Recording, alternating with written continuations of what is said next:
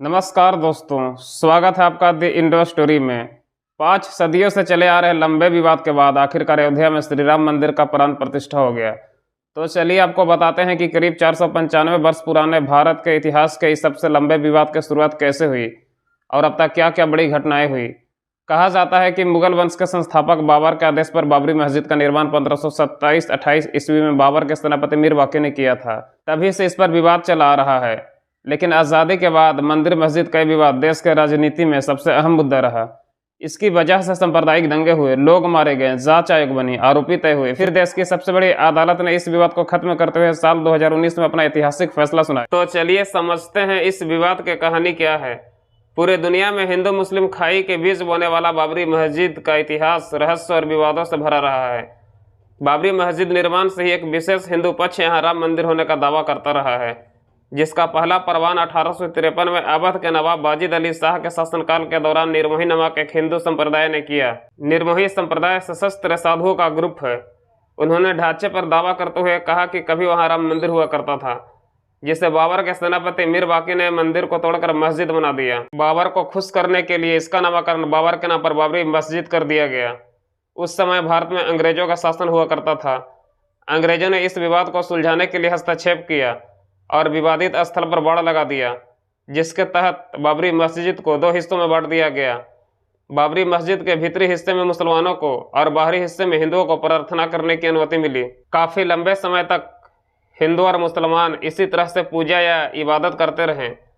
1857 ईस्वी के विद्रोह के बाद हिंदू मुस्लिम एकता को खंडित करने के लिए कुछ असामाजिक तत्वों ने मस्जिद के सामने एक दीवार खड़ी कर दी और हिंदुओं को अंदरूनी प्रांगण में जाने से रोक दिया। 1883 ईस्वी में पहली बार अंदरूनी प्रांगण में मंदिर बनाने के कोशिशों को तत्कालीन उपायुक्त ने रोक दिया।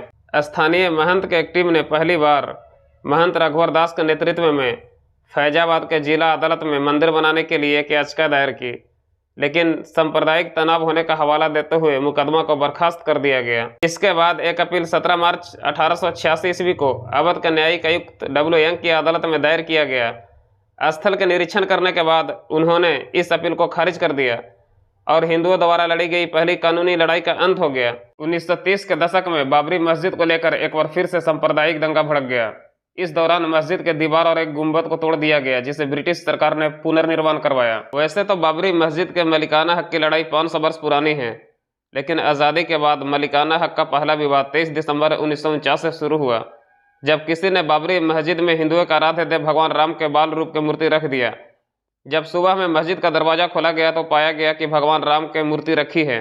राम भक्तों का दावा है कि रामलल्ला यहाँ प्रकट हुए हैं। अगले दिन हजारों लोगों की भीड़ जमा हो जाती है। 5 जनवरी 1950 को जिलाधिकारी ने बाबरी मस्जिद को विवादित स्थल घोषित करते हुए ताला लगाकर सरकारी कब्जे में ले लिया। 16 जनवरी 1950 को गोपाल सिंह विशारद के नेतृत्व में हिंदू कार्यकर्ताओं ने फैजाबाद जिला अदालत में अर्जी दी कि उनके आराध्य देव भगवान श्री राम की पूजा करने का अधिकार दिया जाए। 19 जनवरी 1950 को फैजाबाद के सिविल जज ने इन अर्जी पर सुनवाई करते हुए मूर्ति हटाने की कोशिशों पर रोक लगा दी और इन मूर्तियों के रखरखाव और प्रबंधन के साथ ही हिंदुओं के बंद दरवाजे के बाहर से दर्शन करने की इजाजत दे दी। इसके बाद अदालत ने मुसलमानों पर विवादित स्थल के 300 मीटर के दायरे में आने पर प्रतिबंध लगा दिया। उस समय एक बहुत ही दिलचस्प किस्सा हुआ जो आज तक प्रसिद्ध है। उस समय के तत्कालीन प्रधानमंत्री पंडित जवाहरलाल नेहरू ने जिलाधिकारी से बार बार अनुरोध किया था कि मस्जिद से मूर्ति को हटा लिया जाए, लेकिन जिलाधिकारी ने हिंदू मुस्लिम सांप्रदायिक तनाव का हवाला देते हुए मूर्ति हटाने से इनकार कर दिया था। 17 दिसंबर 1959 को निर्मोही अखाड़ा एक बार फिर विवादों में कूदा। उन्होंने उस जगह पर दावा ठोकते हुए मुकदमा दायर किया जहां भगवान राम का जन्म हुआ था। महंत रामदास के अनुसार यह मुकदमा पूरे 6 दशक तक चला, जो भारत का सबसे लंबे समय तक चलने वाला मुकदमा बना। इसमें अखाड़ा का अपनी संपत्ति तक बेचनी पड़ी। 18 दिसंबर 1961 उत्तर प्रदेश सुन्नी वक्फ बोर्ड ने बाबरी मस्जिद के मलिकाना हक के लिए मुकदमा दायर किया। 1980 में जनसंघ और जनता पार्टी के कुछ प्रमुख नेता मिलकर भारतीय जनता पार्टी का गठन किया, जिसके पहले अध्यक्ष अटल बिहारी वाजपेयी थे। शुरुआत में भाजपा ने सॉफ्ट हिंदुत्व की राजनीति की। 1984 के लोकसभा चुनाव में भारतीय जनता पार्टी को केवल 2 सीटें मिली और कांग्रेस 414 सीटों का विशाल बहुमत के साथ सरकार बनाई। सन 1984 में विश्व हिंदू परिषद के नेतृत्व में हिंदुओं ने भगवान राम के जन्म स्थान को मुक्त करने और वहां राम मंदिर बनवाने के लिए एक समिति का गठन किया। उसी दौरान गोरखपुर के गोरखनाथ धाम के महंत अवैधनाथ के नाम से राम जन्मभूमि मुक्ति यज्ञ समिति बनाई। अवैधनाथ ने अपने शिष्य और लोगों से कहा था कि उसी पार्टी को वोट देना जो हिंदुओं के पवित्र स्थान को मुक्त कराए। बाद में इस अभियान का नेतृत्व भाजपा नेता लाल कृष्ण आडवाणी ने संभाल लिया। 1 फरवरी 1986 फैजाबाद जिला न्यायाधीश ने विवादित स्थल पर हिंदुओं के पूजा करने की इजाजत दे दी। ताले दोबारा खोले गए। ताले खोलने के विरोध में नाराज मुस्लिमों ने बाबरी मस्जिद एक्शन कमेटी का गठन किया। 1984 के लोकसभा चुनाव में भारतीय जनता पार्टी को केवल 2 सीटें मिली। इसके बाद भारतीय जनता पार्टी ने कई बैठकें की। अंततः 1989 पालमपुर हिमाचल प्रदेश के बैठक में अयोध्या में राम जन्मभूमि पर मंदिर निर्माण का वादा किया।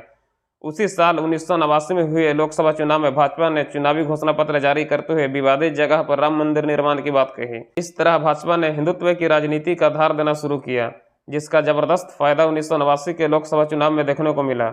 1984 के लोकसभा चुनाव में केवल 2 सीटें जीतने वाली भाजपा 1989 के लोकसभा चुनाव में 85 सीटें जीत ली और तत्कालीन कांग्रेस पार्टी के शानदार प्रतिद्वंदी के रूप में उभरा। जून 1989 में भारतीय जनता पार्टी ने राम जन्मभूमि विवाद में विश्व हिंदू परिषद को औपचारिक समर्थन दिया। विश्व हिंदू परिषद नेता देवकी नंदन अग्रवाल ने रामलला के तरफ से मंदिर के दावे का मुकदमा किया। नवंबर 1989 में मस्जिद से थोड़ी दूरी पर राम मंदिर निर्माण का शिलान्यास किया गया। लाल कृष्ण आडवाणी ने देश को बदलते मुड को भांप लिया था। उन्होंने उभरते हुए हिंदू राष्ट्रवाद को हवा दी। राम जन्मभूमि के आंदोलन ने बिखरे हुए राष्ट्रवाद को धर्म से जोड़कर इसे एक हिंदू राष्ट्रवाद के राजनीतिक आंदोलन में बदल दिया। भारत में पहली बार राम जन्मभूमि आंदोलन ने पूरे सनातन धर्मावलंबियों को एक कर दिया, जिसका फायदा सनातन धर्म के लोग और भारतीय जनता पार्टी को हुआ। भारतीय जनता पार्टी के बढ़ती लोकप्रियता को देखकर कांग्रेस ने भाजपा के बढ़ते प्रभाव को कम करने के लिए 1990 में मंडल कमीशन के आरक्षण के लागू करने की घोषणा कर दी। मंदिर बनाम मंडल के जंग में आखिरकार जीत मंदिर को हुआ। लाल कृष्ण आडवाणी ने 1990 में रथ यात्रा निकालने का ऐलान किया, जो 25 सितंबर 1990 को सोमनाथ से शुरू होकर अयोध्या पहुंचना था। रथ यात्रा निकाली गई। रथ यात्रा कई राज्यों से होकर गुजर रही थी।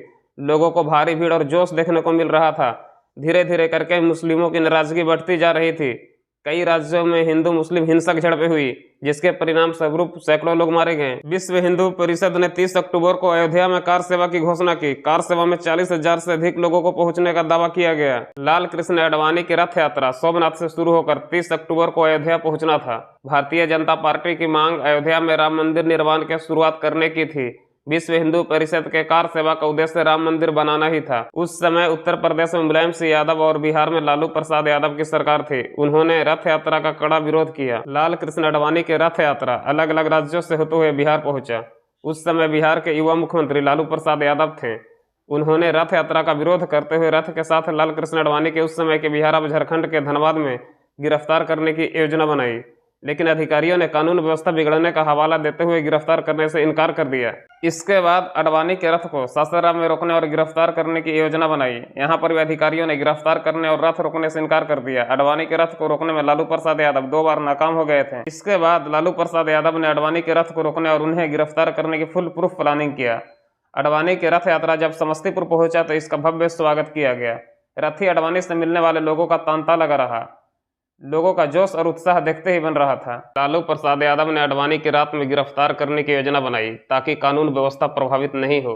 लालू ने अधिकारियों के आडवाणी की गिरफ्तार करने का आदेश दे रखे थे। उन्हें रेड सिग्नल दिया गया था। लालू की तरफ से ग्रीन सिग्नल आने तक उन्हें इंतजार करने के लिए कहा गया था। लालू प्रसाद यादव ने पत्रकार बनकर 23 अक्टूबर के रात 2 बजे सर्किट हाउस में फोन किए। लाल कृष्ण आडवाणी के करीबी सहयोगी ने फोन उठाया। फोन पर पत्रकार बने लालू प्रसाद यादव ने लाल कृष्ण आडवाणी के बारे में जानकारी मांगी। आडवाणी के करीबी सहयोगी ने कहा, आडवाणी जी सो रहे हैं। पत्रकार ने सवाल किया, वहां सब ठीक तो है, कितने लोग हैं? इस पर सहयोगी ने कहा, सब जा चुके हैं, आडवाणी जी विश्राम कर रहे हैं। लालू प्रसाद यादव के जैसे ही इस स्थिति के बारे में जानकारी मिली, उन्हें आभास हो गया कि आडवाणी की गिरफ्तार करने का सबसे मुफीद समय है। उन्होंने तुरंत अधिकारियों के ग्रीन सिग्नल दिए और लाल कृष्ण आडवाणी गिरफ्तार कर लिए गए। लाल कृष्ण आडवाणी की गिरफ्तारी के बाद समस्तीपुर से दिल्ली तक बवाल मच गया। आडवाणी के छोड़ो नारे लगने लगे। लाल कृष्ण आडवाणी की गिरफ्तारी के बाद भारतीय जनता पार्टी ने इसे खुद को अपमान माना और बीपीसी सरकार से समर्थन वापस ले लिया, जिसके बाद नवंबर 1990 में बीपीसी सरकार गिर गई। इसके बाद राम मंदिर के आंदोलन और ज्यादा तेज हो गई। विवादित जगह पर राम मंदिर बनाने का मुद्दा चिंगारी से आग बन चुकी थी। विश्व हिंदू परिषद ने कार सेवा का ऐलान कर दिया था। उत्तर प्रदेश के तत्कालीन मुख्यमंत्री मुलायम सिंह यादव ने 30 अक्टूबर को प्रस्तावित कार सेवा नहीं होने देने का ऐलान कर दिया। अब यह जान लेना आवश्यक है कि इस समय तक विवादित स्थल खड़ा था, जो एक जर्जर मस्जिद था। इसमें हर शुक्रवार को नमाज पढ़ी जाती थी। हिंदू पक्ष यहाँ पर कार सेवा करके मंदिर बनाने की योजना पर काम कर रही थी, जो मुलायम सिंह यादव को नागवार गुजर रहा था और इस पर नजर बनाए हुए थे। मुलायम सिंह यादव के धमकी के बाद भी विश्व हिंदू परिषद और भारतीय जनता पार्टी ने अयोध्या में राम मंदिर के निर्माण के अभियान को जारी रखने का फैसला किया। विश्व हिंदू परिषद के नेता अशोक सिंघल और भारतीय जनता पार्टी के नेता लाल कृष्ण आडवाणी ने राम भक्तों को अयोध्या पहुंचने का आह्वान किया। 21 अक्टूबर से ही राम मंदिर बनाने के लिए राम भक्त अयोध्या पहुंचने लगे। धीरे धीरे करके इनकी संख्या बढ़ने लगी। तत्कालीन मुलायम सिंह यादव सरकार ने सभी बस और ट्रेन सेवाओं पर रोक लगा दी, लेकिन फिर भी 29 अक्टूबर तक हजारों राम भक्त अयोध्या पहुंच चुके थे। लोगों में जोश कुछ इस कदर था कि कुछ लोग पैदल तो कुछ लोग सरयू नदी की तेज धारा को तैरकर पार कर गए थे। उत्तर प्रदेश पुलिस ने विवादित ढांचे के करीब 1.5 किलोमीटर पहले बैरिकेडिंग लगा दी। अयोध्या शहर में कर्फ्यू लगा दिया गया। 30 अक्टूबर 1990 सुबह 10 बजे महंत नृत्य गोपाल दास और विश्व हिंदू परिषद के नेता अशोक सिंघल राम भक्तों के एक बड़े समूह के साथ विवादित स्थल की ओर बढ़े। पुलिस ने राम भक्तों के रोकने की कोशिश की, पर राम भक्त आगे बढ़ते गए। इसके बाद लाठी चार्ज का आदेश दे दिया गया। राम भक्तों पर लाठियां बरसने लगी। एक लाठी अशोक सिंघल के सिर पर लगी।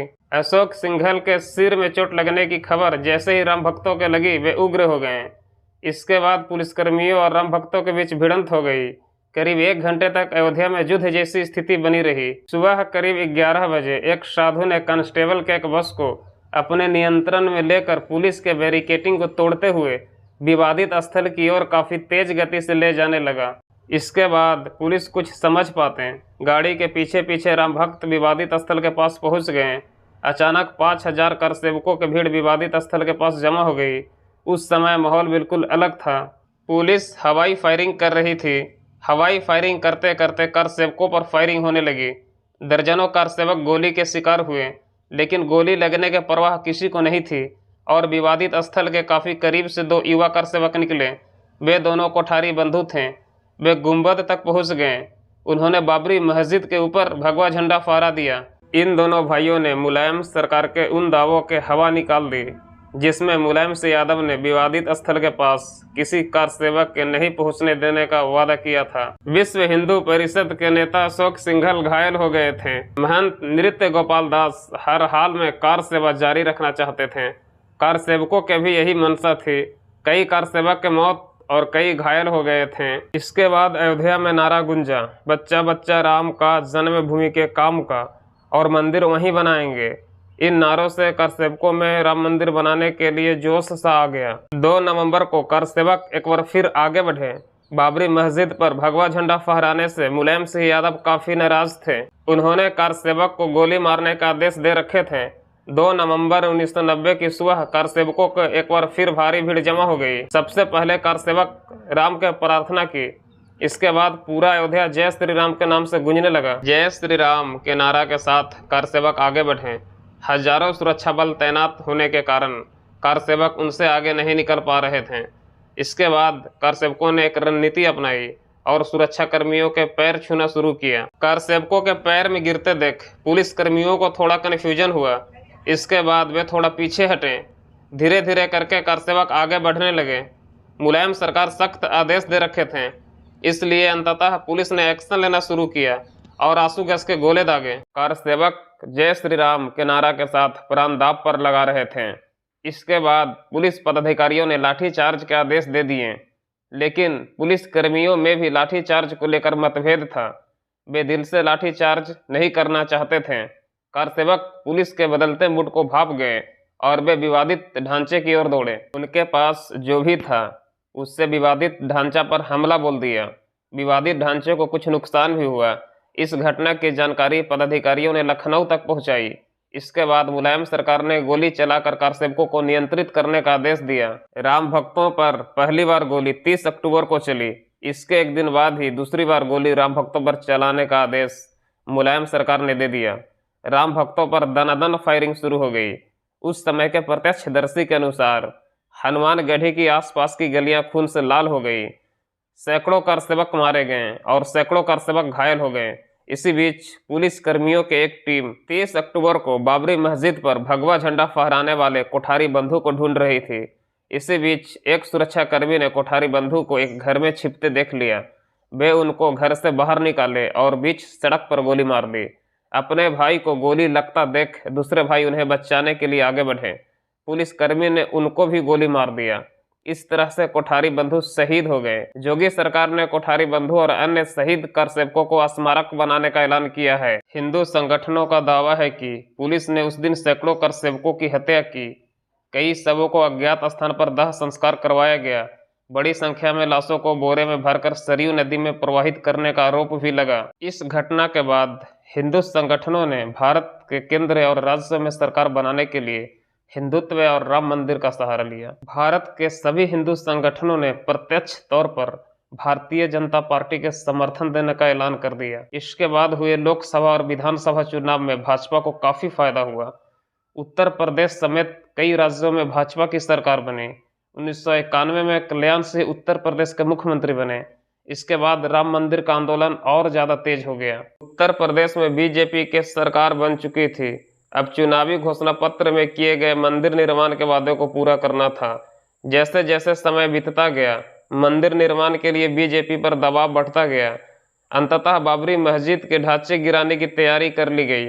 इसके लिए 6 दिसंबर 1992 को कारसेवकों के एक विशाल जुलूस के साथ हिंदू संगठन और बीजेपी के वरिष्ठ नेता बाबरी मस्जिद की ओर बढ़े।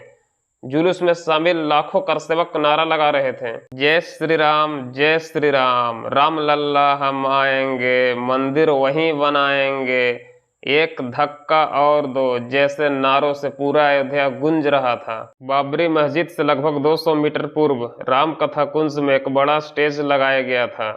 स्टेज पर भारतीय जनता पार्टी के सीनियर नेता लाल कृष्ण आडवाणी, मुरली मनोहर जोशी, उमा भारती, विश्व हिंदू परिषद के वरिष्ठ नेता अशोक सिंघल, वरिष्ठ साधु संत समेत कई गणमान्य लोग मौजूद थे। करीब सुबह 9 बजे पूजा पाठ हो रही थी। डीएम-एसपी सब वहीं थे। करीब 12 बजे फैजाबाद के जिला मजिस्ट्रेट बाबरी मस्जिद का दौरा किया, लेकिन हालात भांपने में नाकाम रहे। धीरे धीरे करके माहौल पूरी तरह से बदल रहा था। कारसेवकों के जोश चरम सीमा पर पहुंच गया था। भारतीय जनता पार्टी और विश्व हिंदू परिषद के नेता समेत वरिष्ठ साधु संत माइक से लोगों को संबोधित कर रहे थे। राज्य सरकार और विश्व हिंदू परिषद सुप्रीम कोर्ट को ये बता चुके थे कि बाबरी मस्जिद को नुकसान नहीं होने दिया जाएगा, लेकिन प्रत्यक्षदर्शियों का कहना है कि ये केवल एक दिखावा था।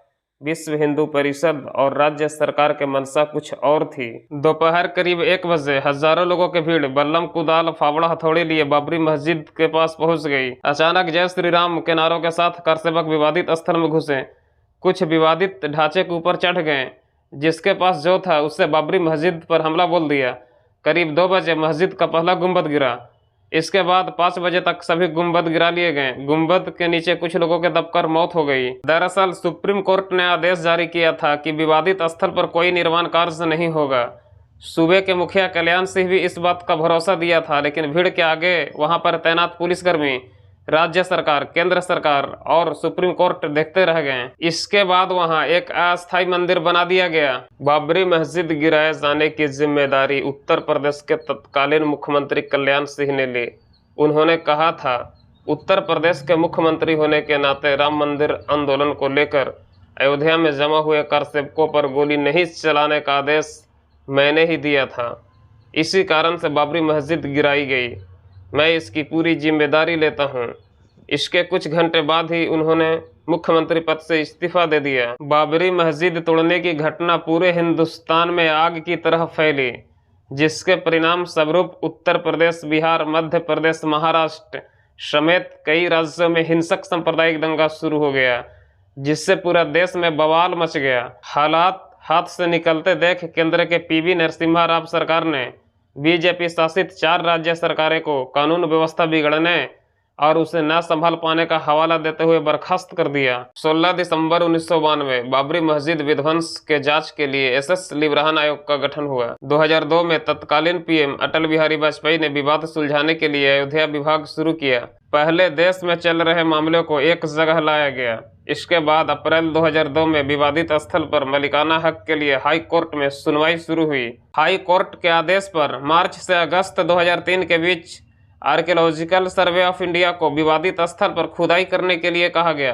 ताकि सच्चाई का पता लगाया जा सके। एएसआई ने अपनी रिपोर्ट में साफ कह दिया कि जिस जगह विवादित ढांचा था उसके नीचे मिले अवशेषों से साबित होता है कि वहां पहले हिंदू मंदिर थे। एएसआई की रिपोर्ट ऐसा पहला साइंटिफिक फैक्ट था जिससे सच में साबित हो रहा था कि वहां पहले हिंदू मंदिर था। हाई कोर्ट ने सितंबर 2003 में 7 हिंदू नेताओं के सुनवाई के लिए बुलाने का फैसला दिया। जुलाई 2005 में विवादित क्षेत्रों पर इस्लामिक आतंकवादियों का हमला, 5 आतंकवादी मारे गए। जुलाई 2009 में पीएम मनमोहन सिंह को लिब्राहन आयोग ने रिपोर्ट सौंपी। इसमें बड़े नेताओं पर आरोप लगे कि उन्होंने कारसेवकों को रोकने की कमजोर कोशिश की। रिपोर्ट के मुताबिक कारसेवकों को सुरक्षा बलों का खौफ दिखलाया गया, जिससे कारसेवकों का गुस्सा और भड़क गया और ढांचा गिराने का काम तेज हुआ। लिब्राहन जांच आयोग के सामने पूर्व प्रधानमंत्री पीवी नरसिम्हा राव, बीजेपी के वरिष्ठ नेता लाल कृष्ण आडवाणी, मुरली मनोहर जोशी, कल्याण सिंह समेत कई नेताओं की गवाही हुई थी। 28 सितंबर 2010 को विवादित मामले में फैसला देने से रोकने वाली याचिका को सुप्रीम कोर्ट ने खारिज की। 30 सितंबर को इलाहाबाद उच्च न्यायालय ने विवादित मामले में ऐतिहासिक फैसला दिया। उन्होंने फैसला सुनाते हुए कहा, अयोध्या में स्थित 2.77 एकड़ भूमि को 3 पक्षों रामलल्ला, निर्मोही अखाड़ा और सुन्नी वक्फ बोर्ड में समान रूप से विभाजित किया जाए। इस फैसले में उन्होंने जहां रामलल्ला विराजमान है वहीं रहने का आदेश दिया। इसके अलावा यह भी कहा, जहां रामलल्ला की पूजा होती थी वहीं राम जन्मभूमि भी है। इस जमीन का 1/3 हिस्सा रामलल्ला को दिया गया था। राम चबूतरा और सीता रसोई निर्मोही अखाड़े को सौंपी गई थी। पूरी जमीन का 1/3 भूभाग उन्हें सौंपने का आदेश दिया गया था। हाई कोर्ट ने अपने आदेश में उन दलीलों को खारिज कर दिया जिसमें कहा गया था कि जब 1949 में वहां पर मूर्तियां रखी गई थी तब उन्होंने मामला दायर नहीं किया था, लिहाजा जमीन के 1/3 हिस्सा सुन्नी वक्फ बोर्ड को देने का आदेश दिया गया था। इलाहाबाद हाई कोर्ट के फैसलों को हिंदू पक्ष मानने को तैयार हो गया था, लेकिन सुन्नी वक्फ बोर्ड ने विवादित स्थल को 3 भागों में बांटने के आदेश को मानने से इनकार कर दिया। उन्होंने इस फैसलों को सुप्रीम कोर्ट में चुनौती दी। इसके बाद हिंदू पक्ष भी सुप्रीम कोर्ट जाने की घोषणा कर दी। 21 मार्च 2017 सुप्रीम कोर्ट ने विवादित मामले में मध्यस्थता की पेशकश की। 2019 में तत्कालीन सीजेआई रंजन गोगोई की अध्यक्षता में 5 जजों की बेंच बनी। 9 नवंबर 2019 को इस बेंच ने अयोध्या राम जन्मभूमि मामले में अपना फैसला सुनाया, जिसमें विवादित भूमि पर रामलल्ला का अधिकार माना। कोर्ट ने केंद्र सरकार को आदेश दिया कि 3 महीने में एक ट्रस्ट बनाकर रामलल्ला की भूमि सौंप दी जाए। साथ ही मंदिर निर्माण, ट्रस्ट के संचालन और रखरखाव के लिए केंद्र को गाइडलाइन बनाने की सलाह दी। इस मामले में निर्मोही अखाड़ा भी मालिकाना हक का दावेदार था। कोर्ट ने जमीन पर उनका दावा नहीं माना, लेकिन उन्होंने जरूर कहा कि राम मंदिर के ट्रस्ट में उसका प्रतिनिधित्व हो। इसके बाद विवादित मामले को जड़ से खत्म करने के लिए सुप्रीम कोर्ट ने केंद्र और राज्य सरकार को आदेश दिया कि सुन्नी वक्फ बोर्ड को अयोध्या में ही 5 एकड़ जमीन मस्जिद बनाने के लिए उपलब्ध करवाई जाए। अयोध्या के धन्नीपुर इलाके में सुन्नी वक्फ बोर्ड को 5 एकड़ जमीन उपलब्ध करवाई गई। इस मस्जिद को निर्माण और रखरखाव के लिए सुन्नी वक्फ बोर्ड ने Indo Islamic culture foundation trust बनाया। यहाँ मस्जिद के साथ ही 300 बेड का हॉस्पिटल, कम्युनिटी किचन और इंडो इस्लामिक रिसर्च सेंटर बनाने की तैयारी है। ट्रस्ट का दावा है कि फरवरी 2024 से मस्जिद निर्माण की प्रक्रिया आगे बढ़ेगी। साथ ही शिया वक्फ बोर्ड का दावा भी सुप्रीम कोर्ट ने खारिज कर दिया। शिया वक्फ बोर्ड ने कहा था मस्जिद मीर वाकी ने बनवाई थी, जो एक शिया थे, ऐसे में मस्जिद सुन्नियों को नहीं दी जा सकती। कोर्ट ने शिया वक्फ बोर्ड के इस दावे को खारिज कर दिया। 5 अगस्त 2020 को मंदिर का भूमि पूजन हुआ और 2024 में गर्भगृह बनकर तैयार हो गया। इस दौरान भगवान राम को सैकड़ों वर्ष मंदिर से बाहर रहना पड़ा। अयोध्या के राम मंदिर में प्राण प्रतिष्ठा 22 जनवरी 2024 को किया गया। प्राण प्रतिष्ठा के बाद राम मंदिर को श्रद्धालुओं के लिए खोल दिया गया। अगर हमारा वीडियो अच्छा लगा है तो लाइक करें, सब्सक्राइब करें, शेयर करें।